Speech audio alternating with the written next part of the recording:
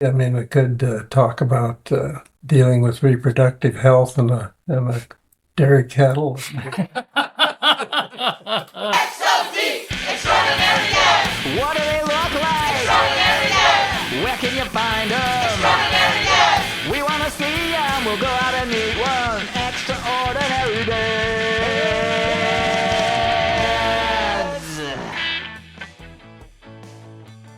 Welcome to another episode of the Extraordinary Dads podcast. I'm Matthew Marichiba, I'm Donal Murphy. and we're two ordinary dads who have an avid interest in connecting and sharing experiences with other dads about the extraordinary act of parenting. Isn't that right, Donal? That is right, Matthew. And this podcast explores the brightest highs and the darkest lows of the lives of everyday dads, revealing unsung stories of caring, resolve, love, disappointment, growth, and everything in between. We're here to learn and celebrate practical habits that regular dads have discovered to feel more successful as a parent, while also acknowledging the challenges and the shortcomings that happen along the way. We've done a couple of these now, and I like it. I feel like our initial vision is coming to fruition a little bit. I like the notion of dads being able to listen to this and just get a little drop in into somebody else's life, and feel like, oh, I'm not doing this alone. Yeah, I agree. It's been great to have the perspectives of dads who've done this, who are doing this. Yeah. So this episode, we have a very special guest in my life. His name is Dr. Larry Marr, and he happens to be my dad. Is it a disappointment to your dad, you think, that you haven't become a doctor? Yes, I think I'm only disappointed to my dad. But it was a great interview. It was wonderful for him to sit down with us and to talk about his dadding. Obviously, he is in his early 80s now, so he is of an older generation, but it was great to get that perspective. The interesting thing is that he's still contemplating how he's going about his dadding, even at 80 plus, and even though his children are grown and oh, look at me. But The paragon of a grown-up man. So anyway, let's jump into the interview. Extraordinary Dads! And before we get going, just to thank you for your willingness to sit in front of a camera. And It was my parental duty. oh, parental. We look at you. We're two young dads who are fumbling our way through parenting life, but you're an elder statesman when it comes to parents parenting. So we're glad for your for your wisdom. And I would echo Donal's sentiment. Thank you for joining us and being willing to do this. I hope it ends up being more interesting than just fulfilling an obligation.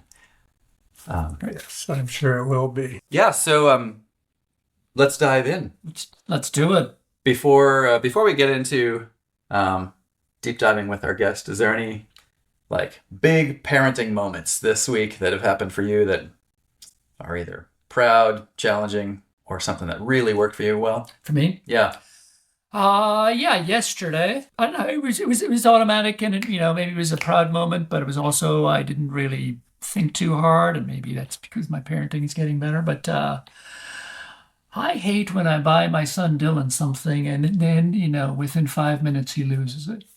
But he's got swim camp, and I bought him a new pair of goggles this week, and picked him up from swim camp yesterday, and was unpacking his swim bag last night, and I'm like, "Where are your goggles?" He's like, "Oh." Oh. So I didn't lose my shit, and I didn't let loose on him. I just turned my back to him and walked out the door of my house and just had a breathing moment, and went back in and engaged him and told him that he needs to take care of his stuff. So this is a proud moment. I think it's a proud moment because there have been times where I've lost my shit and wailed on him for being clumsy or absent-minded or whatnot. But this time it was just like, okay, this has happened. It's a small thing. It was a $17 pair of goggles, but it's the principle of, you got to take care of your stuff. Yeah. So I walk back into Nice. the house, having just taken a moment for myself outside, re-engage with them, and try to be as even-keeled and articulate as possible. But you need to take care of your stuff. You need to respect your stuff. I just bought these goggles, and you need to be mindful of where you put them. So Good job. there is a lost and found at the pool, and in fact, With hundreds of dollars of goggles in it. yeah. So the goggles will be, we'll get the goggles back. But so anyway, that was my proud moment, Nice work. parenting moment. I thought it was going to be a challenge. You're building up the challenge. No. But you avoided the explode moment. Yeah, I avoided the explode moment, and again, it was it wasn't like I made a conscious decision to be like, okay, I'm not going to explode. It was just, and maybe, I don't know, whatever in that moment, it was just an instinct to just turn my back, walk out the door into the garden, spend a couple of moments breathing deeply, and then going back and having a very even-keeled Nice. engagement with them. You're just reminding me of I have this notion of there are kind of 5 moments that there are 5 moments of my childhood that locked in my brain that I remember well. And some of them are not pretty moments of my parents parenting. And some of them are great moments, but I'm often I don't know when these 5 moments are gonna happen. It's nice to know that that could have been one of the moments. But now he doesn't. That's off the list of the 5 moments that Dylan can remember. Of and my dad really lost his shit just over a pair of goggles. What's wrong with that guy? 40 years. later. That'll be next week when he'll have lost them for the second time when I It was really crack. right. Okay. Well, this might be a segue moment. One of my challenges over this last week has been with figuring out how to balance. So my father is in town, as we're going to discuss in more detail. Sorry to make you just sit there through all of this preamble, but we've got two kids, and I want for them to spend as much time as possible with their grandpa. But they're of course in the routine of doing stuff with me and Serena, and I've just been conscious as we're walking around, I want them to be walking around with grandpa, incidentally, of why aren't you talking with grandpa? We haven't got him here, but a couple times a year, there's no explode point or no real hardship in it other than the opportunity cost of there's these precious weeks that we will get with my dad in town.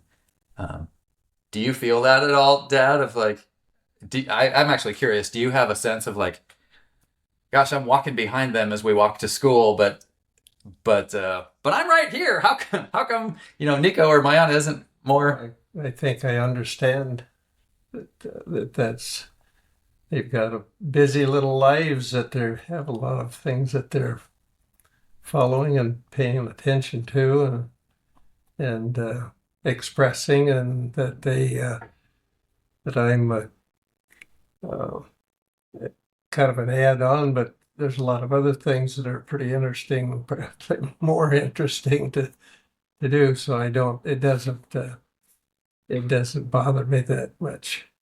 That's good to hear. That's comforting to hear. Yeah. There's no way you can force that on them and make it feel real, and I can be involved with them and insert myself as much as I can. They're pretty they're challenging children in the aspect they know so much, and they're so up to date with things, and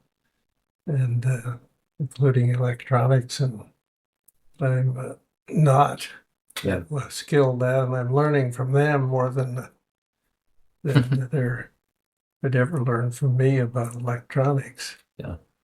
You just in the time that you come to Santa Cruz and spend time with your grandchildren, do you make a conscious effort, when you're thinking about coming, do you make a conscious effort to say, okay, I'm gonna make sure that I carve out, 10 minutes every day with my granddaughter, and then with my grandson, or is it more organic for you? More organic. I've never been on that kind of a tight schedule because I feel like it would be overbearing to them if I was pushing a certain amount of time. Now you will spend your 15 minutes, grandchild. Prepare yourself. Plus, we don't ever give him the luxury of knowing what to expect. Yeah, so We're always it's an shifted. experience for me, and I have let that. I've been saying all along, just want to see what you're doing and be a part of what's going on in the daily grind and daily activity and flurry that goes on. It's Yeah. for older people. It's as I find more and more, it's harder to keep up with the speed with which things happen, and the energy that goes into them is overwhelming sometimes. Yeah. Nice. Well, bringing it back, this isn't about granddadding, it's about dadding. Yeah, so I think that puts a period on my challenge. I don't know if you feel me being aware of like trying to, I'm not trying to be overbearing with the kids either, but it is in the back of my head of, gosh, this, the opportunity cost of not spending time with you is so great that I'm always trying to work a little bit better to see how to get the kids to be involved with their granddad while you're here. Yeah, and I do appreciate that. I recognize that you're moving them along in that direction ever so often. But they have their speed of doing things, which is fast, and then between the two, there's differences there too. Yeah. So let's formally introduce our guest here. Donal, would you like to introduce our guest? Yes, our guest today is Larry Marr, who is Matthew's dad, and we're sitting here in Santa Cruz, California. But Larry, you're from Wisconsin, correct? Yes, You've I come am. from Wisconsin. Well, I am in Wisconsin. You I are- came from Iowa. Iowa, originally. that's right.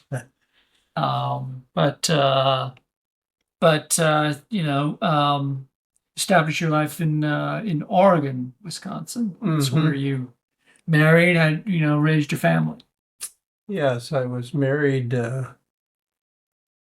was married out just as graduating from college. I was a resident of Iowa then, and I was a resident of Iowa. And after spending 4 years in the military with my wife, who was also from Iowa, and we came back from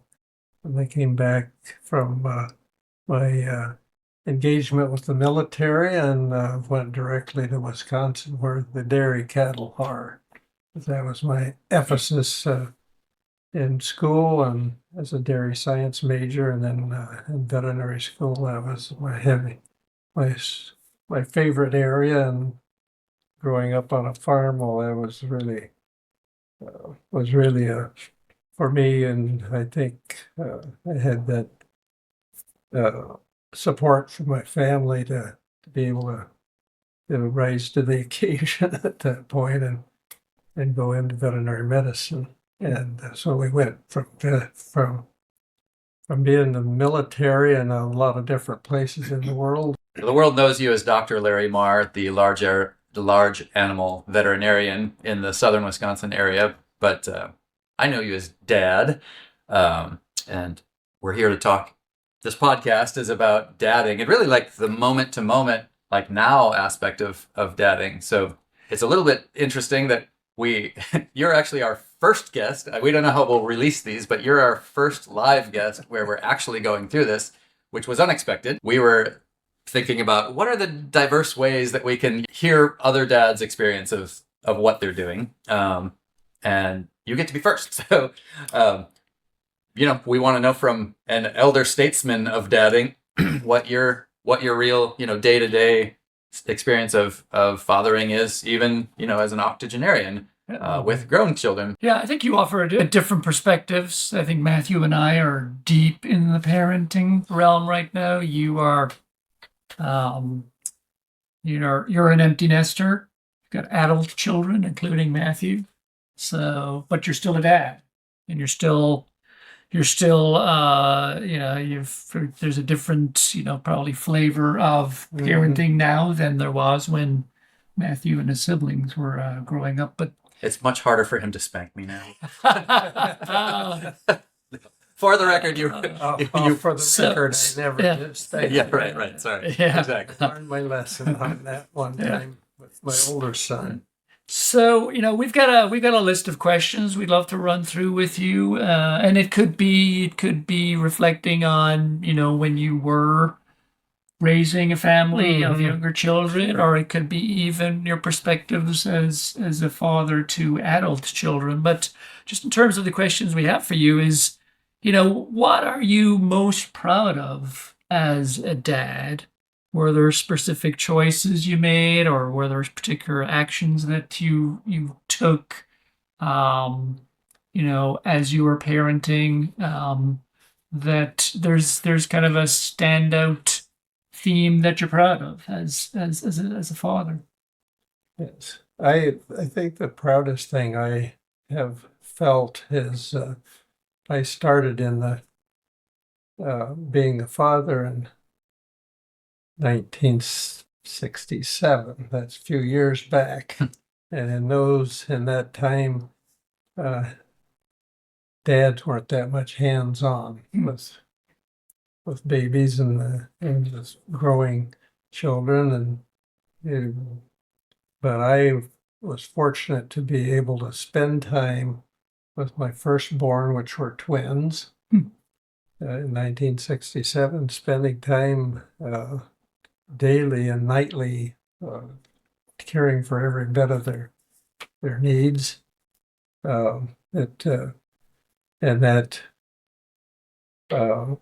That just carried forward then to my other two children, although the single daughter, and she didn't get to see me or I her, and for about 10 months after she was born, I was You were stationed deployed to Vietnam. So we've made a good connection because of that, though I think, although one thing being proud of doing that, I think I've been able to be connected with them all these years in a way that's unique to each one, but overall to feel very supported by them as I grow older and need more attention for certain things. Can we fast forward that? So that was the very start. Proud of having direct hands-on father-baby contact from the start. Mm-hmm. Thank you for that. I think it worked out well. So let's fast forward to the very last moment on the tape. Like what are you proud of now? Like as a dad? Well, I'm proud that you've carried a lot of forward of what and refined and been able to enhance what you were based with as my child and my spouse as your mother's child. Could you give a specific example as you look at, let's say, Matthew as he's parenting, to be like, that's something that I modeled, and now he is actually not only modeling that for his own children, but maybe he's extended it a little bit to a place that's even better, and that his children will model that on.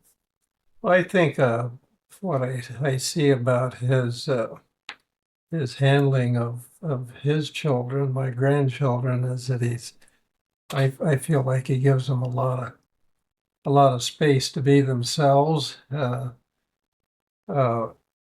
Don't have to dwell on everything to be perfect, although in terms of management of their space and their things, although they do a great job, because part of it, the other part of it then too, is to feel like you're being a model to your child on how you respond to things, that you don't fly off the handle and scream and yell. Both my spouse Donna and myself, we did not grow up in that environment where we were being challenged and made being called names and things. We were under fairly good discipline and had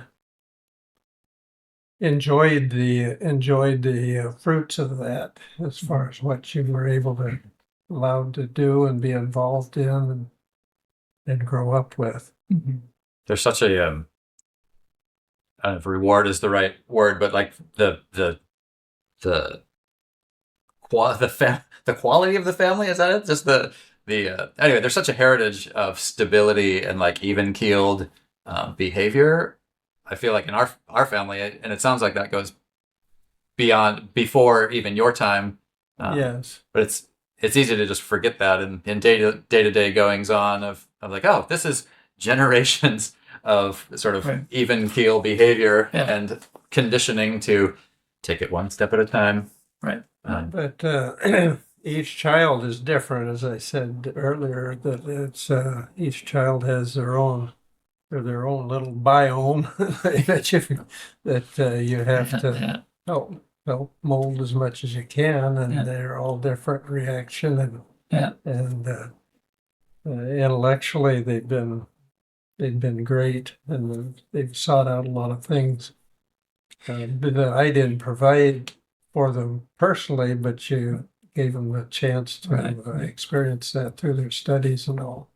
As a parent now in your 80s, do you have a different flavor of relationship with each of your children as adults now, or do you approach each of them with this kind of the same parenting toolbox as in terms of your interactions with them? I think the base of trying to be even keeled, be thoughtful, listen to them, agree with the things that you see they're doing well, and encourage them about that and compliment them for that. And I've had plenty of occasion with all four of my children to do that, and I don't have to hear it every day, but I know it's there. Mhm.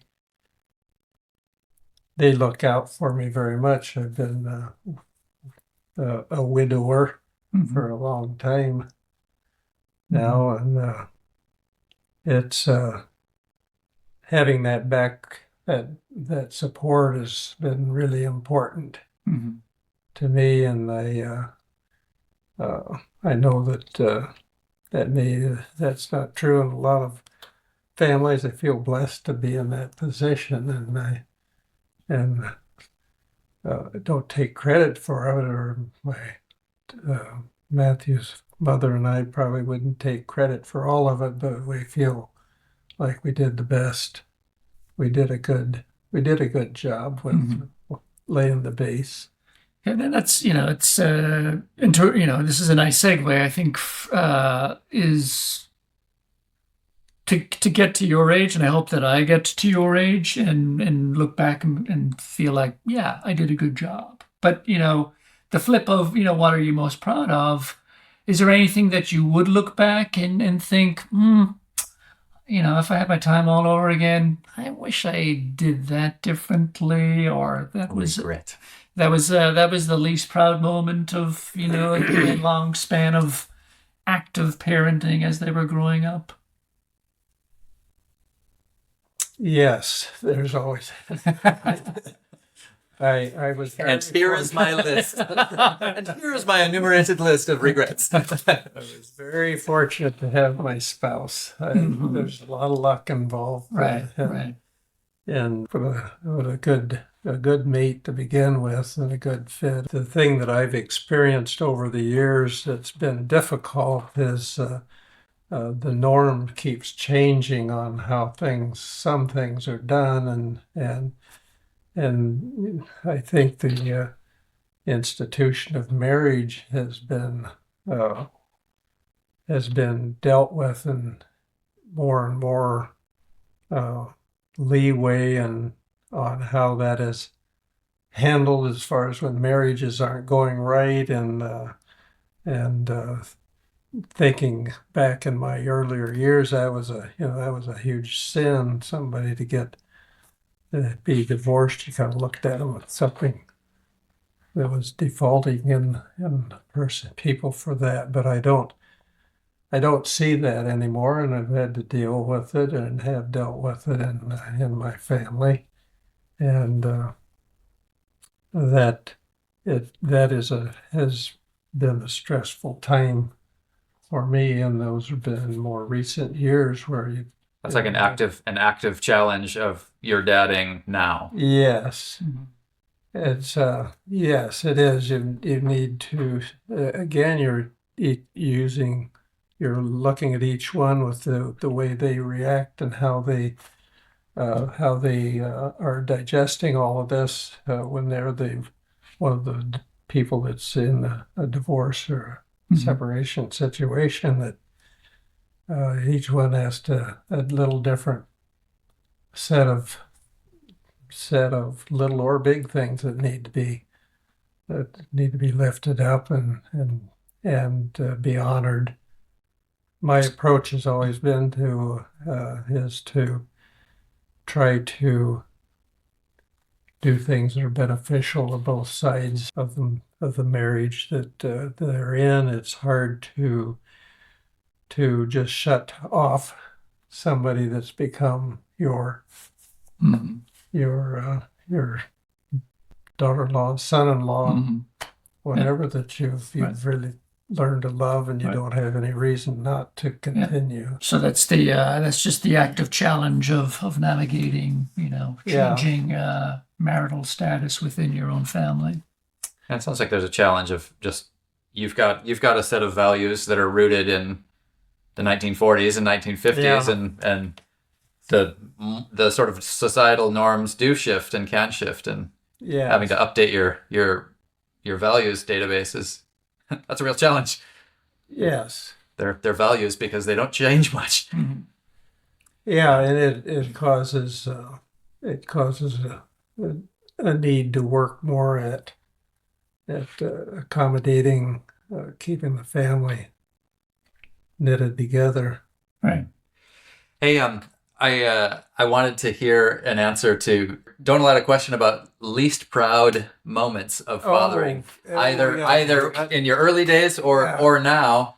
Well, one thing I'm least proud of myself, the norm when I was a young dad was for discipline correction, a little bit of physical contact, and I tried that only once on my oldest son, and I can't say what the issue was, but he was deserving of a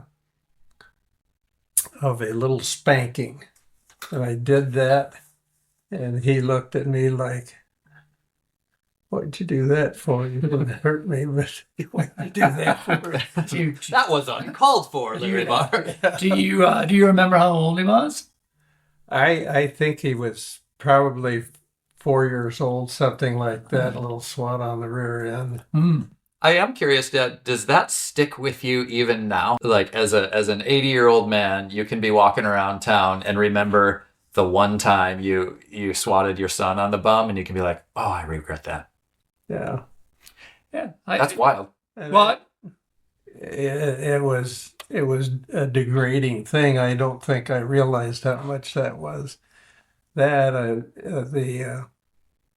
think growing up, you just thinking that a swat on the rear end was supposed to hurt enough, you didn't want to be hurt anymore. So you wouldn't do that again. But it's going way deeper than that. Yeah, I still have things that have happened earlier with my son that I still have a lot of regret of, and it's still kind of embedded in me. There's one thing that I always wish I could turn back the dial and redo is my son was maybe 2 or so.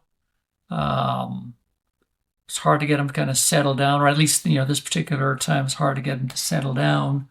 But I always, to go to sleep, but I always knew that if I stuck him in the car, and, drove him around, he conks out. So this particular night, I was just like, screw it, and I kind of grabbed him kind of roughly and walked him to the car and put him in his car seat and was driving around, and he was just jabbering in the back. And at one point I kind of, turned around and I was like, will you shut up?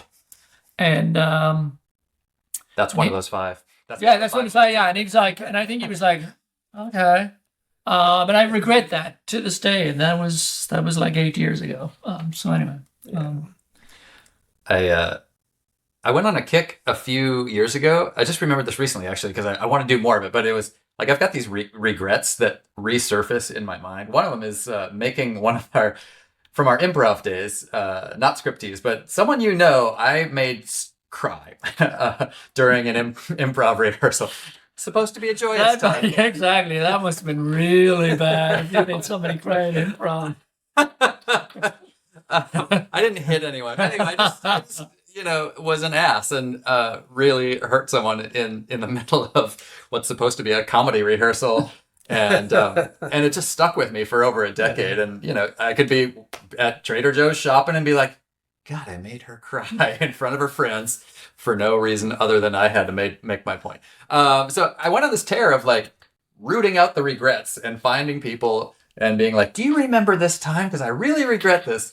And it was great. I did maybe 5 of them. Yeah. Mostly I found that the people did not remember these moments and that I was simply carrying this. Yeah. It is interesting with kids though, because, the addressing the regret is sort of an adult conversation. And even if you did it with Dylan now, several years down the road, there's still such a power dynamic that anyway, it's like we build these regrets and like you can't actually deal with them until much later in life when if your kid remembers them, they've been to therapy for it. Yeah. One tool that I have is that I think we're all imperfect dads, and speak for yourself. And I have every good reason to believe that there'll be things that I'll do. He's 10. My son is 10 now. I'm sure there'll be things I'll regret. Next week, next year, 10 years from now. But the one thing that I always try to do is, if there's a moment where I lose my cool or I'm not as articulate or level-headed in the moment, to circle back quickly thereafter and be like, hey, Dylan, yeah, sorry I shouted at you. Sorry that I lost my cool with you. I need to do better. Here are the reasons that I perhaps, lost my cool with you. So as quickly as possible to go back to that moment and just kind of, apologize, repair the environment. And like within the same, are you talking within the same day, within the same hour? Yeah, within the same, hour, to just go back to it and be like, I'm sorry. Let's I need to tell you that you didn't deserve that. It's coming from, this place, or what I really wanted to say was this, and then to move on. That's great. I could up my game that way. I do try to circle back sometimes, but I feel like I let it be like, oh, I'll just wait till like evening snuggle time, and sometimes it gets forgotten. I also, somewhere in my head, I'm like, what does it matter? Like I acted the way I acted, and like, if I'm just apologizing to my kid over and over again, what is? It's just going to be empty words to my kid. But I respect what you're saying. That I think they're not empty words. Yeah. To let if nothing else, to let your kids know, like, hey, I'm imperfect. Yeah. I've never done this before, and I'm doing the best I can. Yeah. I'm sorry that you're implicated. I'm sure he will have many moments in his life that he wasn't his best self, and just to model as early as possible, like, you know what? I can have a do-over with that person or that situation, or I can apologize, or I can ask for forgiveness. And I think, apologizing, even just like normalizing apology. Sorry to cut you off, but normalizing apology seems great. Number one, I had a hard time apologizing as a kid, and even now. But like, golly, I wish my son would apologize more. I wish I was modeling it better to him so that he would apologize more when he's a doofus. But I think this is a nice segue into the next question. We're all trying to be our best selves in every given moment as being dads. And I think that, we have in the dads group that Matthew and I are part of, there's a question that we ask ourselves every time we meet, which is, what's working for you? For example, for me, I'm a meditator. And I know that if I can meditate consistently and kind of ground myself, and then as a dad, I'm much more mindful, much calmer, much more even keeled. And I know that there are times when I fly off the handle that I'm like, oh yeah, I've let the meditation drop. So for you, were there any practices that you were mindful of for yourself to be the best version of yourself for your kids? Probably not as intentional as what you're describing, but we always had, with my wonderful spouse, where she was always keeping us on tabs to do things. My professional life was really big for me. I got to a point where I recognized I really need to look at taking care of my kids and not spend so much time on that. But I was kind of pushed that way a little bit in recognizing that, and we did well that way. And I What age would you say the kids were at when you were realizing like, oh, I gotta put more focus on these kids? I would say when you got into high school, especially high school, where there's a lot of activities and things to go to and do with it, I had problems making those. I tried my best, but and knowing what doing that kind of that being there and Just just showing up. present, and I've tried to do that as an elder grandfather or elder father to be available and not be able to not turn anybody down for my time. Yeah. Mm-hmm. That's a really sweet quality you have that I really appreciate. Mm-hmm. It's so valuable, and it's entirely your choice. Like you don't have to be that way. You're a grown man. From the receiving end of that, I can't say. Well, it's kind of a deficiency, I would say, in myself, as you let some other things get too big Mm-hmm. for that you pay more attention to those than you are to your family, or really moves in that direction. You mentioned But we did do a lot of traveling. We saw a lot of good things, had a lot of good times together, and but I do think just waiting for once a year to have that happen, which we didn't do that, but to the exaggeration point is you just crunch it out and push for 364 days, and then you have a day or a week or two off to do something. That's not where kids are at. Well, I've got a question for you because your dad has talked about his career being, big for you. Were you conscious of the fact that your dad was out there working? Did you ever feel that sense of, I wish my dad wasn't called out to the farm to take care of that cow or that horse, and I wish he was here, playing on the carpet with me? not consciously. I think so one thing that is true is I'm the baby of the family, so it's possible that you had kind of worked some of this out by the time I was consciously thinking about it. Mostly, you had a busy veterinary practice, and you were, it took precedent over, like, addressing a client took precedent over the family schedule. So there was an experience of like, oh, Dad, we're waiting for Dad again. But that wasn't, it wasn't like, and that's bad, like, what's wrong with that guy? It was like, well, this is just a fact of this family, is that Dad's out working hard. And so it was never an inconvenience or there was never an emotional like sense of lack from my side. You mentioned something Go ahead. about mom, Donna Mara, your wife, pushing and doing sort of the family, the arranging of stuff. Was there a moment where she had to be like, "Hey, Larry, you gotta focus on these kids here. This, you need to show up more," or was that entirely did that come from you? No, I would say that she wasn't saying that. So one thing that I wanted to explore is specifically about your dad. Is there any one moment that you can think of in your relationship with your dad where you're like, God, that's my dad and he loves me, and that moment has stuck with you?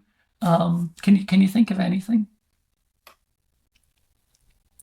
Well, there were numbers of things. We were very much involved in 4-H activities and on a local, state, national level, as well as Future Farmers of America, vocational agriculture. Are you saying that like just that everyday showing up, keeping the train on the tracks kind of presence was? Times when I was with him by myself. One thing that he cut out for us is we showed cattle. We went to the several cattle shows. One was a National Dairy Cattle Congress, and he would cut out time to do that type of thing. To do that, he was always with us during that period. We probably spent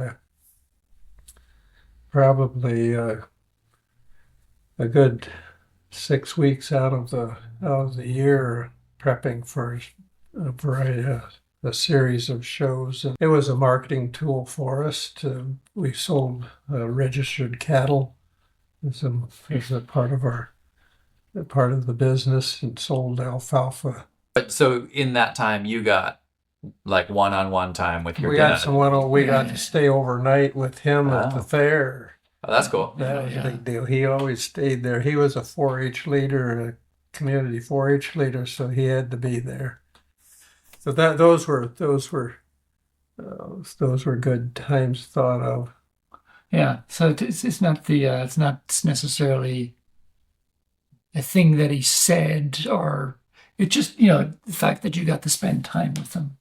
That he's that he dedicated time to you, and that would be it, because we were a team out there, my 4 brothers and him. Like while we're on the influence of your dad and kind of getting the heritage aspect of, I'm curious about things like the policies that your family growing up had, or the values that your family had growing up. Was there anything that, when you got to your young 20s, you married Donna, and what were the things that you were like, my dad did this and I'm going to do that in my family, or my mom, my mom and dad held this value very strongly and I'm going to do that explicitly in my family? Well, education was a very important thing.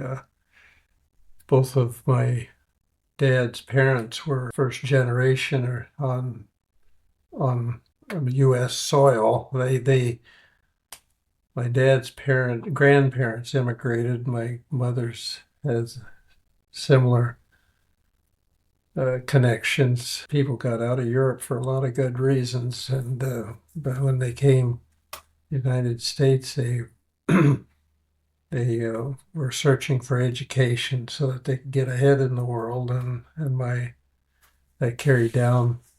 My grandparents were both college graduates on the Mars side.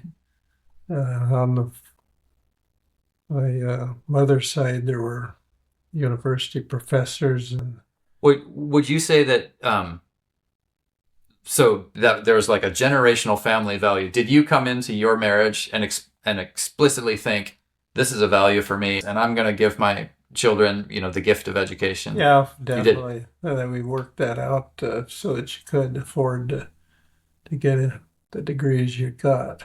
And Thank you for that. We're sitting in front of this lovely green screen, paid for by the education instilled in me by Larry Marr.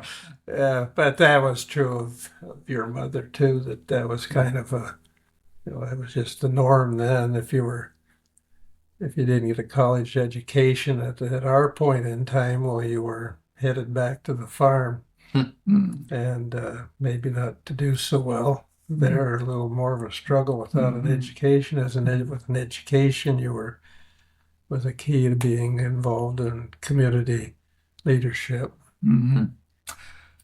Well, I could sit and talk to you here all day, and even beyond the context of this podcast episode. Every time you come to town, I love talking to you. Yeah. So thank you for sitting in on this podcast episode. I didn't. One last question: is there anything that we didn't cover that you'd love to? I mean, we could talk about dealing with reproductive health and a dairy cattle. We're going to have another episode. The sex talk. Soon you're going to want to have your partner hosed off pretty well. You're not going to want to have any feces in the fur, any urine on the ground. So the last question that I have for you is, and with the understanding that we will never share this episode with your 3 other children, but can you go on record just for this camera amongst the 3 of us that Matthew is actually your favorite child? Do it I then. won't do it. Because he isn't. The correct answer. Congratulations. You have passed the test. Well, I am so glad we did this. Thanks for being game for it, Dad. It felt I am too. Good. And maybe we can have you back for a future episode to, maybe drill in a little more to other stuff. We've got equine reproductive health to talk about. We've got small animal reproductive health.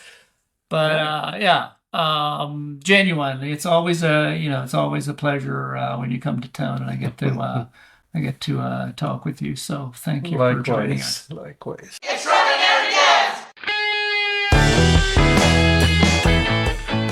There we have it, an extraordinary dad, Dr. Larry Marr. He's my dad.